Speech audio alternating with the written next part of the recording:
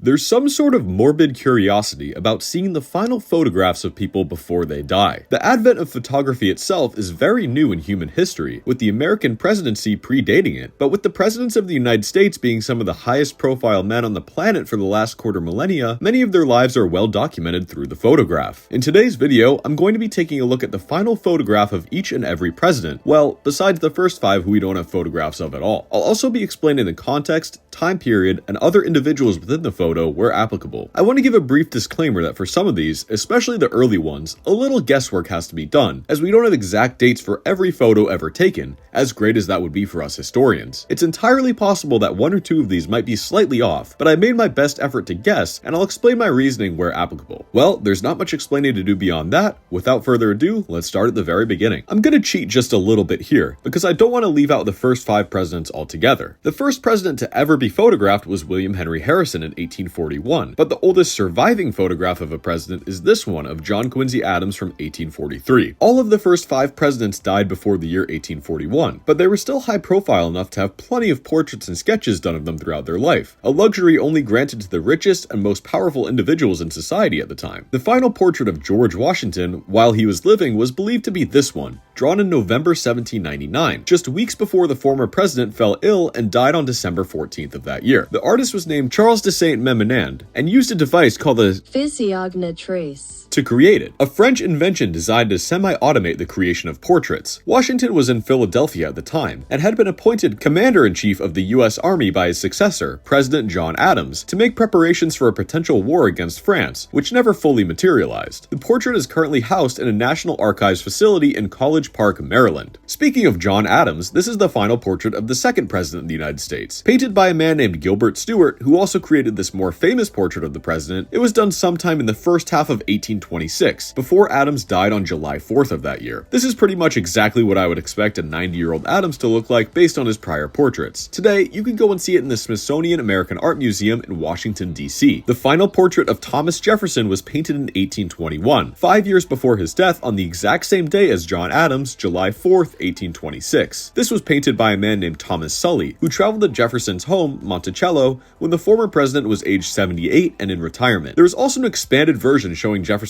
full body, with the president holding an unknown document. This one is also available for public viewing at Benjamin Franklin Hall, a part of the American Philosophical Society, which Jefferson was once a member of in Philadelphia, Pennsylvania. James Madison was the closest of the original 5 to be able to get his photo taken, dying in 1836, over a decade after the advent of photography was invented, but before it was a widespread technology used to capture the likeness of important figures. This portrait of him was finished by James Barton Longacre in 1833, 3 years before Madison's death. Madison was 82 in this portrait, and his age shows, but his wife Dolly was reportedly very pleased with Longacre's work. Longacre had a great admiration for Madison, and I'll link below an interesting letter he wrote to the dying president that is excellently articulated, but a little too long to read here today. Today, you can go and see this portrait at the James Madison Museum in Orange, Virginia. James Monroe is our final of the 5 presidents that we only have portraits of, and this is what the final one of him looks like, painted by a man named Chester Harding in 1829, 2 years before Monroe's death in 1831. Monroe would have been either 70 or 71 in this portrait, which is very different than I'm used to imagining him, because I feel like this specific portrait is pretty much the only one I see used in reference to Monroe, which was painted a full 10 years earlier when he would have been 60. You can go and see this one at the National Portrait Gallery in Washington, D.C. Okay, now on to presidents who had actual photographs taken of them. For the rest of the people on this list, I'm going to be looking exclusively at photographs, no longer portraits, with what exception we'll get to soon. With John Quincy Adams, the oldest picture we have of him is this one, taken around 1847 when he would have been about 80 years old. There are actually only 4 known photos of Quincy in existence, and this one from around 1843 is actually the oldest surviving photograph of any government official. Quincy apparently hated posing for these, so it explains why there aren't very many, in addition to the fact that the technology was very new and he died in early 1848, likely less than a year after this photograph of him. Here's Andrew Jackson just a couple months before his death in 1845. For most of these early photographs, we can't pinpoint an exact day or even month in which they were taken, but we do know this was shortly before he died on June 8th of that year. Jackson would have been either 77 or 78 in this picture, and I will say for being that age, he still had a pretty solid head of hair. Also note his side vision glasses, something a bit more common at the time, but still relatively rare. Van Buren is the first one on this list that I'm not 100% certain about, just because of the lack of information surrounding some of these older photographs, like I mentioned earlier. The picture here is the most commonly accepted final photograph of Van Buren, taken by a prolific photographer named Matthew Brady sometime between 1855 and 1858, making the president somewhere between 72 and 76 at this time. This is a super common photo of Van Buren, and the one I can remember seeing the most whenever he's referenced. But when researching this video, I also found this mysterious photo which I had never seen before. The quality isn't great, but that is clearly Van Buren. However, there is next to no information available about it. If anyone knows the context or time frame of this photo, please let us know in the comments, because it very well could be the real last photo of Van Buren. William Henry Harrison is a really weird scenario, because he technically was photographed, but we don't have any surviving original pictures of him. I always just assumed that this image was a photograph of the president, but no, this was actually created in the year 1850, 9 years after Harrison died, and was a restoration photograph of a portrait of him dating to 1840. However, we do know Harrison was definitely photographed on his inauguration day in 1841, which would make it the first photograph of a president ever, but sadly it is now lost media. So, because we don't have any surviving photographs of Harrison, that would make the 1840 portrait the last image of him that we can still see today. He would have either been 66 or 67 in this portrait, and it was just about a year before he died, within 30 days of taking office as president. John Tyler is our next president, and his final photo is also one that is commonly associated with him. This was taken in 1861, likely less than a year before he died on January 18th, 1862. This was around the time of the Civil War beginning, where he was elected in 1861 to the House of Representatives, but not for the Union, for the Confederacy. He ultimately died before he could serve out any of his term, but it's still almost haunting to know that at this time, he was ready to serve a different country than the one he had just been president for a couple decades earlier. This photo of James K. Polk was taken around February 1849, just a few months before he died on June 15th of that year. Polk was still relatively young, only 53 years old here, and likely died due to cholera, which he probably contracted from contaminated water in Washington, D.C., which also affected one of his predecessors, William Henry Harrison. He had left office on March 4th, 1849, and at 104 days, has the shortest post-presidency of any president who did not die in office, and the shortest lifespan of any president that was not assassinated. And here is the last image of Zachary Taylor that we have, before he suddenly died about a year into his presidential term on July 9th, 1850. This was actually taken in the White House sometime in 1849, presumably after his term would have started on March 4th of that year. No offense to General Taylor, but he looks pretty old and tired here. He was only 63 or 64 at the time. You have to remember the standards of living were objectively much lower even just a century and a half ago, before the advent of modern medicine. Pivoting to a president who I actually think looks pretty good in his older age, we have Millard Fillmore, who served from 1850 to 1853 and went on to have a post-presidency over 20 years long, dying in 1874. We're not sure exactly when this image is from, but it was sometime in the early 1870s, making Fillmore somewhere between 69 and 74 years old here. At this time in history, photography was starting to become increasingly more common and accessible. The first time-lapse series of photos, The Passage of Venus, was created at the same year Fillmore died, and was a major stepping stone into the advent of film, which would become popular in the subsequent decades. Franklin Pierce is one of our more obscure presidents, which explains why I couldn't find a definitive final photo for him. I even looked at 3 different videos of the final presidential photos here on YouTube for reference, and each one had a different picture attributed to Pierce. Based on my research, I believe this image is the most likely contender for the last image of Pierce before he died at age 64 in 1869. I don't have a date on this beyond late 1860s, making him somewhere between 61 and 64 here, but hey, that's more than I can find on any of the other photos people claim to be the last one of him. Pierce looks sad and tired here, more so than any of his predecessors in their old age, likely due to the tragic death of his young son, strained marriage, and alcoholism, which ultimately led to his own premature death. Here's James Buchanan. Once again, we don't have a definitive date here. This was believed to be sometime in the mid to late 1860s, after he had left office in 1861. Buchanan would have been somewhere between 71 and 76 years old at the time this was taken. Also, that is quite the choice for a hairstyle. This photograph of Abraham Lincoln was taken on March 6, 1865.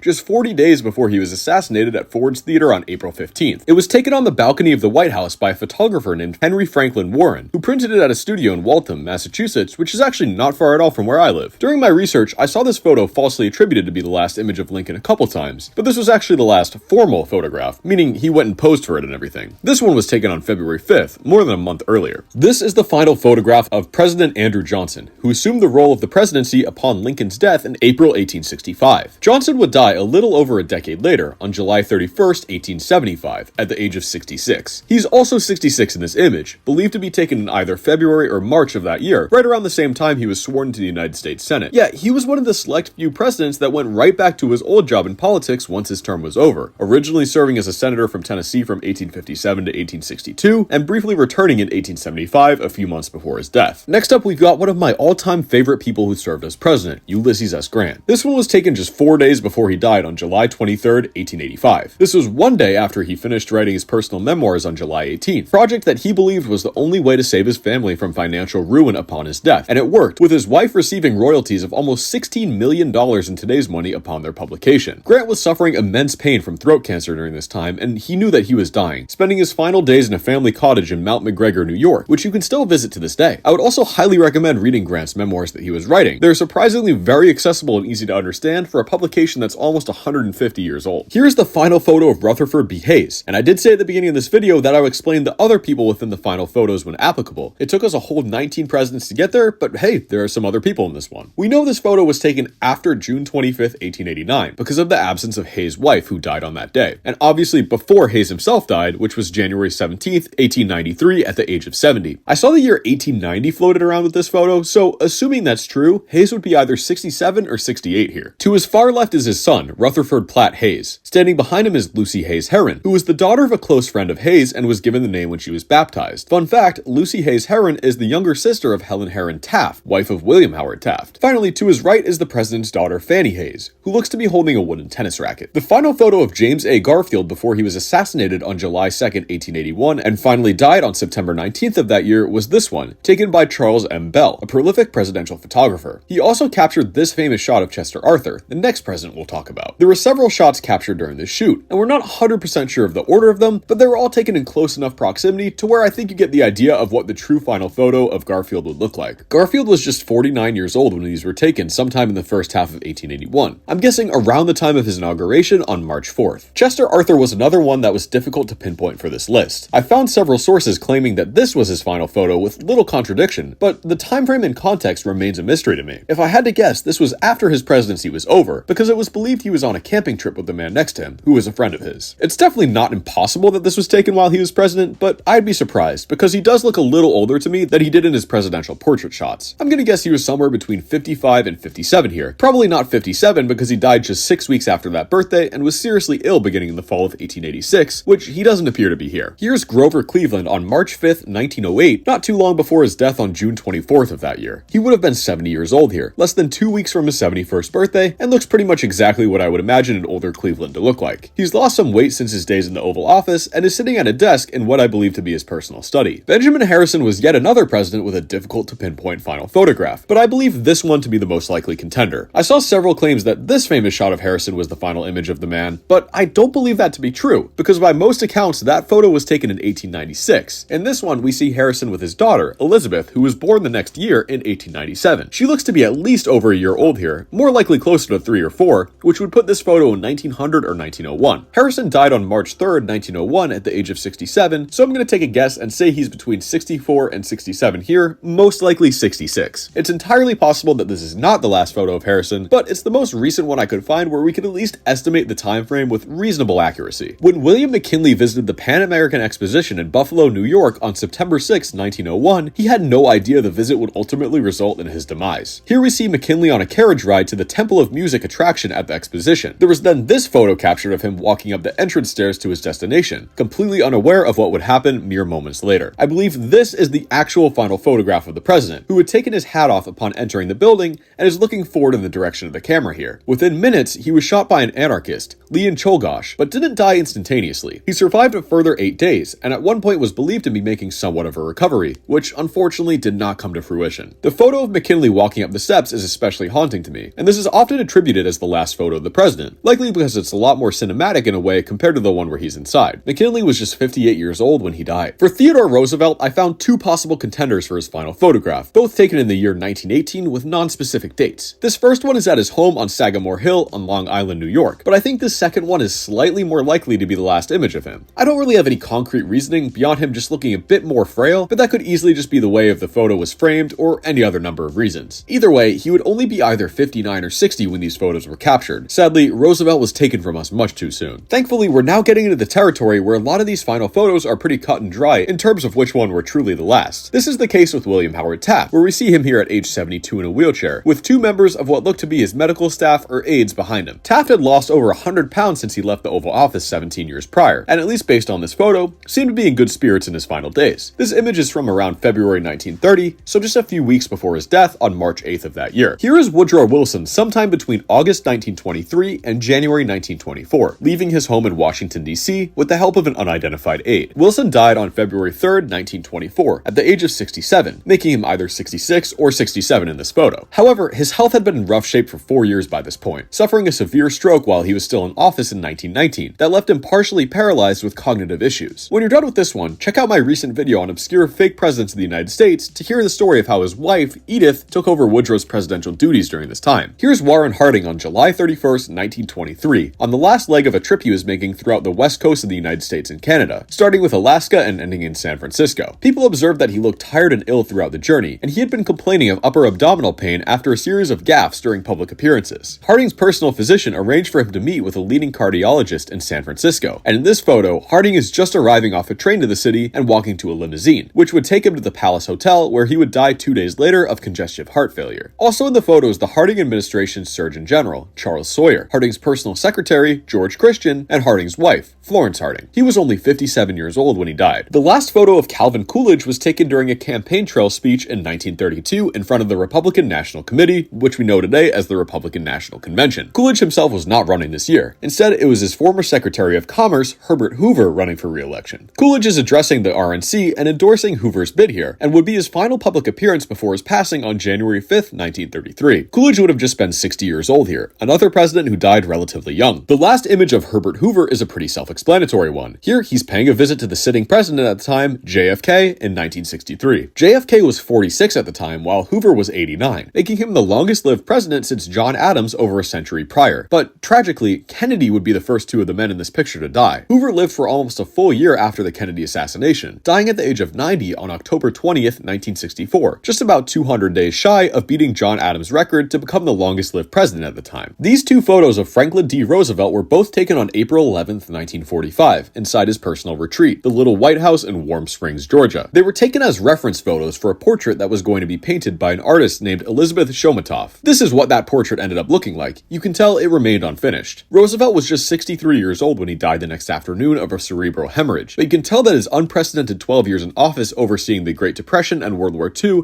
had taken their toll on him physically. April 1945 was an insane month in world history. You had FDR's death on the 12th, Mussolini's on the 28th, and Hitler's on the 30th. If only FDR had lived a few more months to see his country's victory in their greatest challenge to date. Apologies for the extremely low quality of this image, but here you can barely make out Harry S. Truman being discharged from Research Medical Center in Kansas City, Missouri. That's him getting inside the car, partially obscured by the door. Truman had been in the hospital for 15 days, and upon his discharge on July 17th, 1972, he returned home for a few months until he was admitted again in December with pneumonia. He would ultimately die on December 26, 1972, at the age of 88, the same age he was in this discharge photo. Similar to Herbert Hoover, the last photo of Dwight Eisenhower was him with the sitting president at the time, this time literally sitting down. That fella is Richard Nixon, Ike's former vice president. Eisenhower had been in and out of Walter Reed Medical Center for a good chunk of time leading up to his death on March 28, 1969, and this specific photo was taken on February 2nd, so Nixon had been president for less than 2 weeks at the time. Eisenhower was 78 when he died, and at least here, I think he looks pretty solid for his age. I just want to give a brief warning before this next section that this is the most disturbing image on this list. Nothing graphic is shown, but if you're sensitive towards this kind of stuff and the descriptions that come alongside it, feel free to skip to this timestamp where I start talking about Lyndon B. Johnson. Okay, all good? Here is John F. Kennedy in the famous Zapruder film, the video that captured the president's motorcade through Dealey Plaza in Dallas, Texas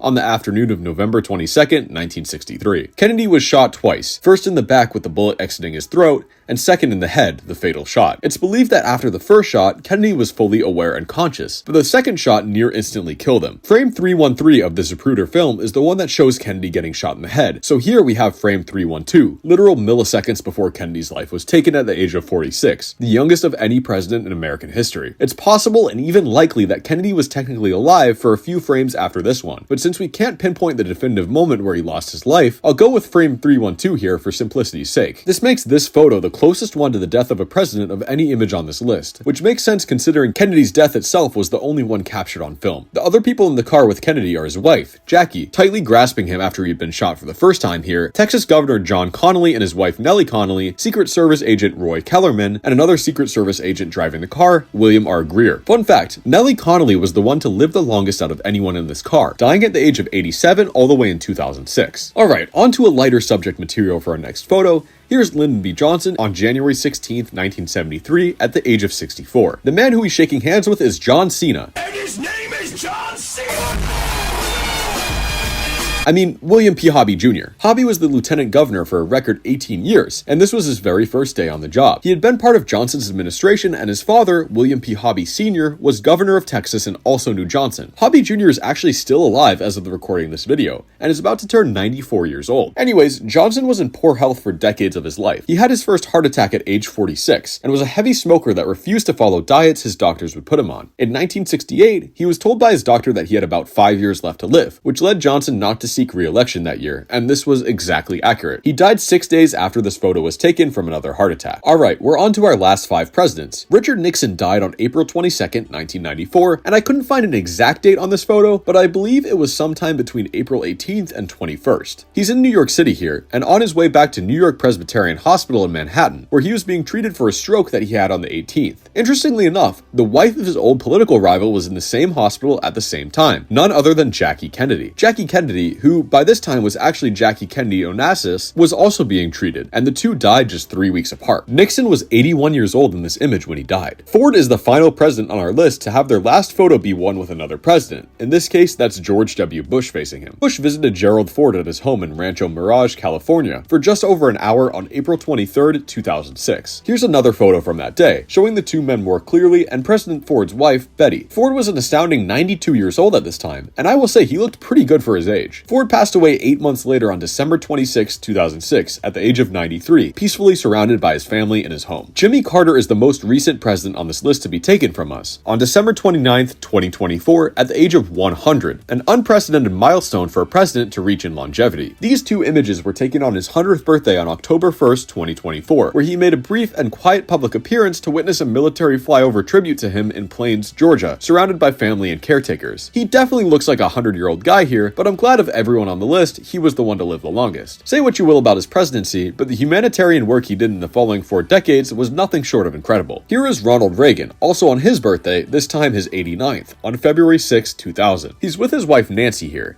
and by the late 90s and early 2000s, Reagan was suffering from severe Alzheimer's, having difficulty remembering those around him and that he was ever president of the United States. I'll go out and say Reagan might have had the best head of hair I've ever seen on a dude in his late 80s. He was actually still alive for over 4 years after this photo was taken, passing on June 5, 2004 of pneumonia with Alzheimer's complications at the age of 93. In my opinion, it's more than likely that there are plenty more pictures of Reagan after this date, but those have been kept private by his family if they do exist, and that's more than understandable. The last president we'll be covering today is George H.W. Bush, who died on November 30th, 2018 at the age of 94. The longest-lived president up to that point. Here's what's believed to be the last photo of him, voting in the 2018 midterm elections. This would place the photo on November 6th, but I couldn't find a definitive source on this, and it's fully possible he's voting early here. But for simplicity, I will say this was most likely the day of. Next to him is his service dog, Sully, who's a Labrador Retriever that serves disabled veterans. Sully is actually still alive as of the recording of this video, at age 9. I'm not positive who's to Bush's right there, maybe an aide or a friend. And there you have it, the final photographs of all 40 United States presidents who have passed away. For reasons that should be very obvious, at least in the year 2025, I omitted Presidents Clinton, Bush, Obama, Biden, and Trump here, but the rest are all present. Which photo did you find the most interesting or surprising? If you enjoyed this video and want to see some more content on American presidents, I've got plenty on the channel. I'd recommend this video I did on obscure and fake presidents that I mentioned earlier. Also be sure to subscribe. October is President's Month here on Bay State History, and this is the second of 5 videos I'll have coming out each Wednesday of the month. Next week I'll be sharing 7 random facts about every US president. I hope to see you there.